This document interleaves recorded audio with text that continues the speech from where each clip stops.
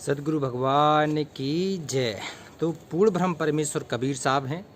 ये कबीर साहब का बीजक है और बीजक में जो अनमोल शब्द हैं ये बहुत बड़े हैं। ये पूरी पूर्ण मोक्ष की यात्रा है कबीर साहब के शब्दों में। तो इसके कई शब्द हो चुके हैं, बहुत अनमोल शब्द हैं। एक कबीर साहब का पूरा इसमें सार है, सब कुछ है इसमें। तो एक एक शब्द देखेंगे भगवान के हैं ये। तो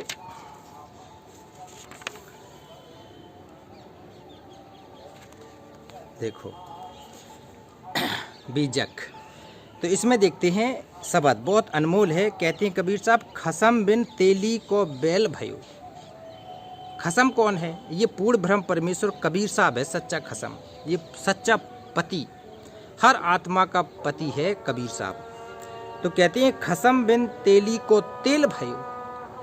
कहते हैं तेली का बैल हो जाएगा, लख 84 योनियां भोगेगा। कहती है कर्म भुगतेगा, कर्म का जाल केवल सतगुरु काट सकते हैं। कहते बैठत ना ही साधु की संगत।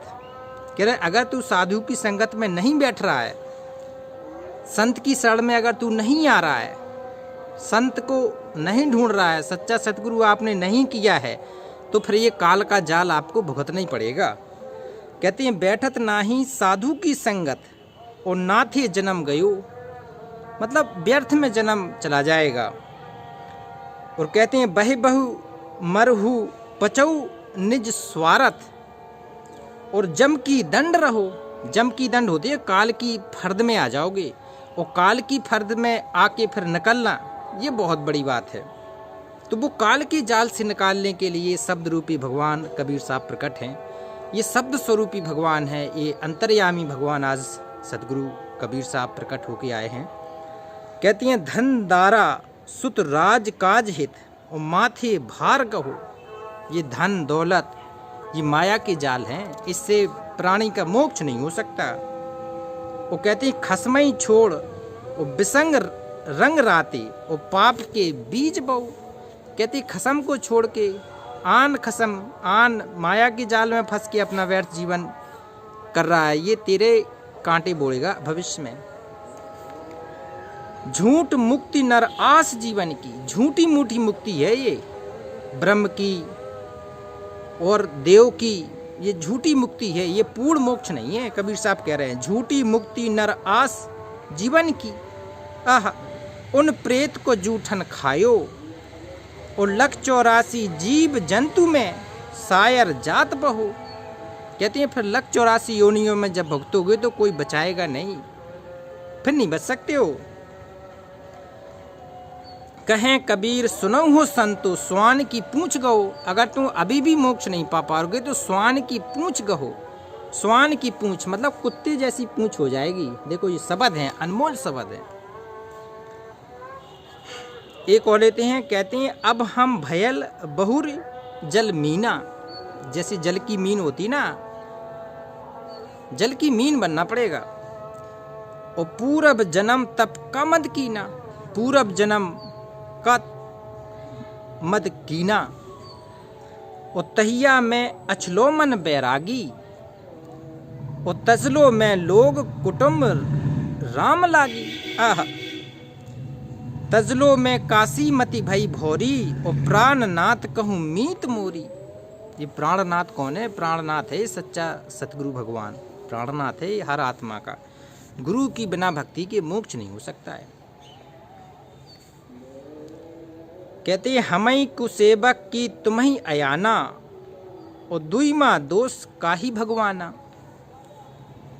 हम चली आइल तुहरे सरना और कथऊ न देखो हरि के चरना। कहते हैं हे भगवान सतगुरु, हम तो आपके शरण में चल के आ गए हैं, अब तो हमें मोक्ष दिला दो, अब तो पूर्ण मोक्ष कर दो। हे भगवान हम आपके आश्रय हैं, अब कोई नहीं है, सतगुरु आपको ही अपना भगवान इष्ट मानते हैं। अब हमारा जीवन में आपके सिवा कोई नहीं है, हे मालिक।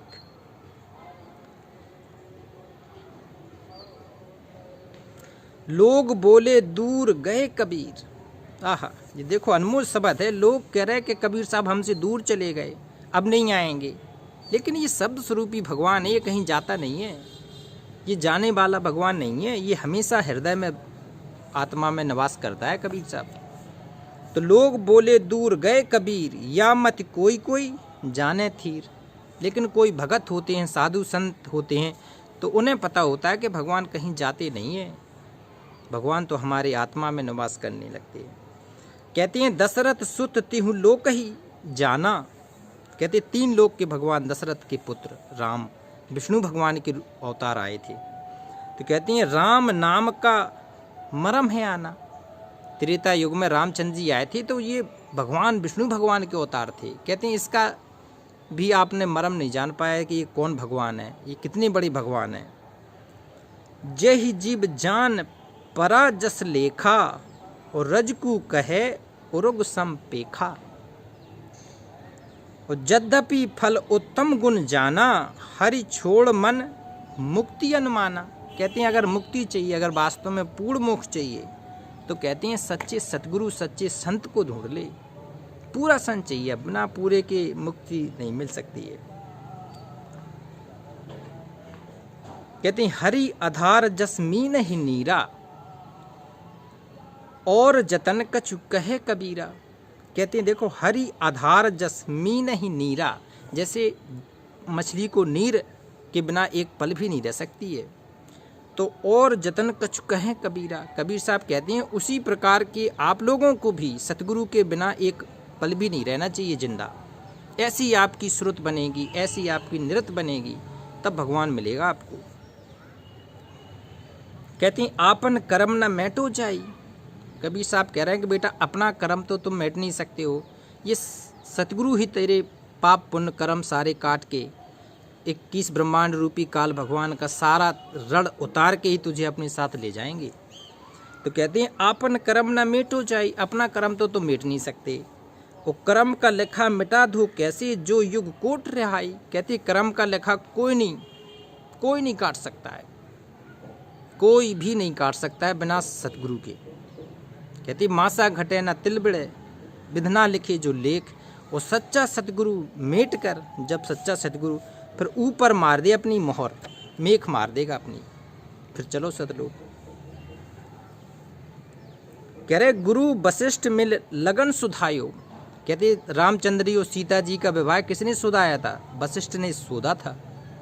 कहते गुरु वशिष्ठ मिल लगन सुधायो, सूर मंत्र का एक दीना। सूर का मंत्र जाप करा, पूरे विधि विधान से लगन से विवाह सोधा था।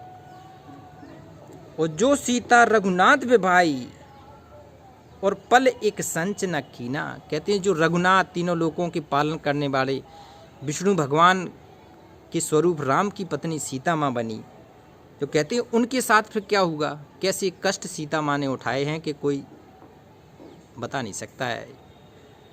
अब कहाँ गए भी शोधने वाले वशिष्ठ ऋषि, कैसा शोधा? तो ये विधि का विधान बता रहे हैं कबीर साहब कि जो सीता रघुनाथ बेबाई, पल एक संच न कीना। और 3 लोक के कर्ता कहिए, बाल बधो बरियाई। और एक समय ऐसी बन आई, उन्हें अवसर पाई। और नारद मुनि को बदन छिपायो, बताओ।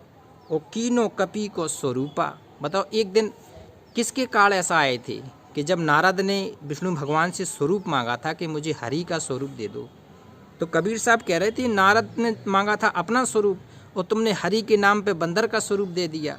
तो नारद ने जो श्राप दी थी वो कहते हैं विष्णु भगवान त्रेता युग में राम के रूप में आके तो अपना संस्कार भगवान नहीं काट पाए नारद जी का।